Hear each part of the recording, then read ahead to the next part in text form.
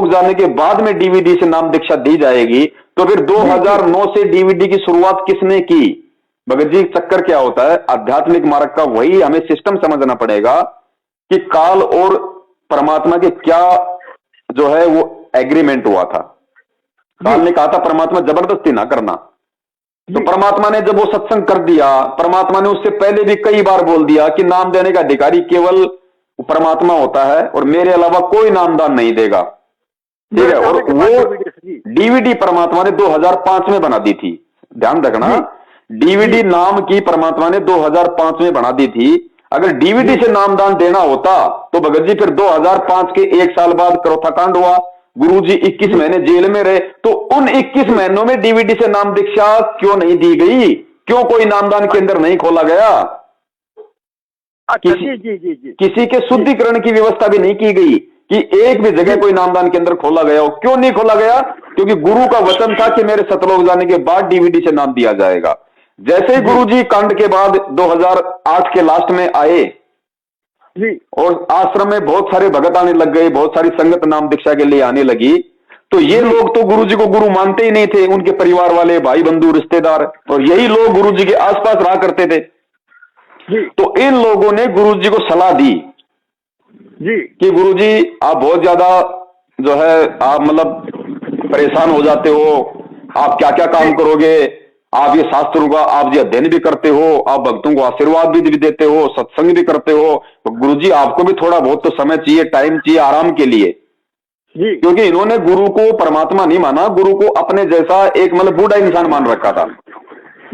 तो परमात्मा तो भगत जी जबरदस्ती नहीं करता, और परमात्मा ने एक तीर से 2 शिकार करने थे। ऐसा भी नहीं है कि वो गुरुजी की ही मतलब सहमति नहीं थी, गुरुजी की भी उसमें सहमति थी। क्योंकि अगर ये लोग इतने समझदार होते तो परमात्मा को ये सलाह ना देते कि गुरुजी अब डीवीडी से नाम दीक्षा शुरू कर दो और आप थोड़ा आराम करो।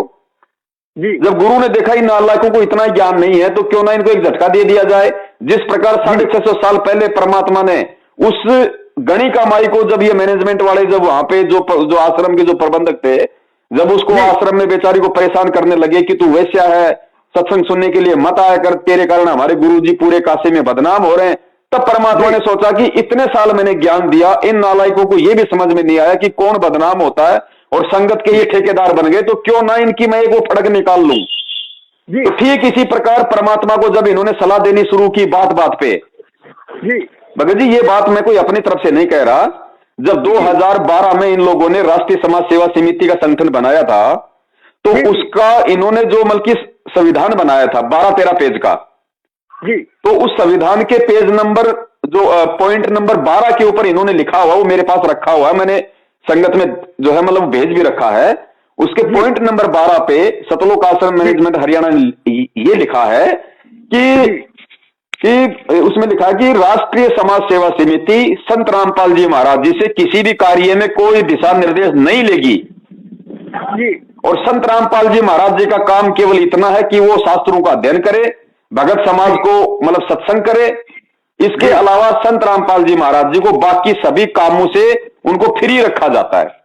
कहने का मतलब है उस भगवान को 2 कौड़ी के जीव ने सेवा दे दी कि आपका काम केवल इतना है, आप सत्संग करो, अपना आराम करो, फालतू की बकवास नहीं, बाकी काम हम करेंगे, और हम जो काम करेंगे उस काम में हम आपसे कोई सलाह नहीं लेंगे। तो भगत जी उस आधार से दास ये बात बोल रहा है कि इन्होंने डीवीडी की जो सलाह थी खुद इन्होंने गुरुदेव को दी, और गुरुदेव ने तो भगत जी खेल खेलना था, क्योंकि संगत को ज्ञान आधार से परमात्मा ने तैयार करना था। तो परमात्मा ने कहा भाई ठीक है, जैसा तुम्हें उचित लगे वैसा कर लो। तो इन्होंने परमात्मा की उस सलाह को इन्होंने संगत में आदेश के रूप में पारित कर दिया कि गुरु जी का आदेश है डीवीडी से नाम दीक्षा दी जाएगी। अच्छा जी ठीक है। अब सतलोक आश्रम बरवाला में गुरुजी के रहते सहते जो डीवीडी से नाम दीक्षा दी जा रही थी, वो गुरुजी का स्पष्ट आदेश नहीं था, लेकिन गुरुजी की इन लोगों की सलाह पे सहमति थी। और दूसरी बात, आश्रम में जो भी व्यक्ति नाम दीक्षा लेता था, वो नाम दीक्षा लेने के तुरंत बाद अपना फार्म हाथ में पकड़ के गुरुजी के दर्शन के लिए जाया करता था। बिल्कुल। और जब वो गुरुजी के पास दर्शन के लिए जाता था, तो परमात्मा उसके फार्म को हाथ में लेके उसके सिर पे हाथ रखते थे और कहते थे कि बेटा अच्छी तरीके से भक्ति करना, परमात्मा तुम्हारे साथ में। तो वो नाम दीक्षा अगर वो गलत थी तो भी वो सतगुरु आशीर्वाद से सही हो जाती थी।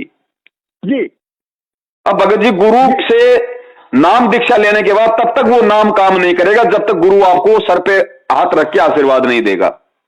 जी तो इसलिए वो नाम दीक्षा को हम ठीक कह सकते हैं, लेकिन वर्तमान में ना ही तो उस गुरु का कोई स्पष्ट रूप से कोई आदेश है, ना ही नाम दीक्षा लेने वालों को गुरु का कोई आशीर्वाद मिल रहा है, और ना ही कोई भी व्यक्ति गुरु से जेल में जाके ये आदेश लेके इन नामदान केंद्रों से नाम ले रहा है। तो बताओ भगत जी, हम इसको फर्जी नाम दीक्षा ना कहें तो और क्या कहें? अच्छा, बहुत सारे इंटरव्यू ऐसा देखते हैं यूट्यूब में। हेलो जी जी।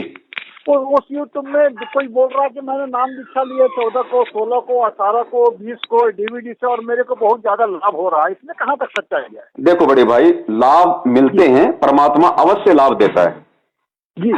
कैसे लाभ देता है भगत जी? ये है परमात्मा का भक्ति युग जी और इस समय आत्मा को भगत जी परमात्मा की जरूरत है। जी और जो भी व्यक्ति संत रामपाल जी महाराज जी से जुड़ता है, चाहे वो ज्ञान समझ के जुड़े, चाहे वो अपने किसी दुख से, किसी रोग से जुड़े, जी वो आदमी हर जगह जा जाके, हर देवी देवता के जाके, हर हॉस्पिटल में जाके वो परेशान हो चुका, दुखी हो चुका होता है। और उसको जब कोई बताता है थोड़ा बहुत, जब वो ज्ञान सुनता है, भक्तों के इंटरव्यू देखता है, तो उस आत्मा को लगता है कि भाई यहां पे मेरा रोग निवारण हो सकता है। जी और जब वो परमात्मा की शरण में आता है, इन नामदान केंद्रों से नाम दीक्षा लेता है, जी तो उस समय उसको एक विश्वास होता है कि भाई भगवान मुझे अवश्य लाभ देगा। जी अब भगत जी, ऐसी स्थिति में यदि वो सतगुरु अपनी तरफ से, अपने कोटे से, यदि उस दुखी आत्मा को, जो हर देवी देवता से दुखी है, हर हॉस्पिटल से परेशान है, उसको यदि परमात्मा आज भी लाभ नहीं देगा थोड़ा बहुत, तो भगत जी वो आत्मा सदा सदा के लिए भक्ति और भगवान से अविश्वास कर लेगी। और वो परमात्मा नहीं चाहता कि कोई भी आत्मा, क्योंकि भगत जी भक्ति और भगवान पे विश्वास बनाए रखने के लिए तो परमात्मा ने 3 युगों से पता नहीं कैसे कैसे खेल खेले हैं। ब्रह्मा विष्णु महेश के रूप में, दुर्गा के रूप में परमात्मा ने अपनी आत्माओं को लाभ दिया।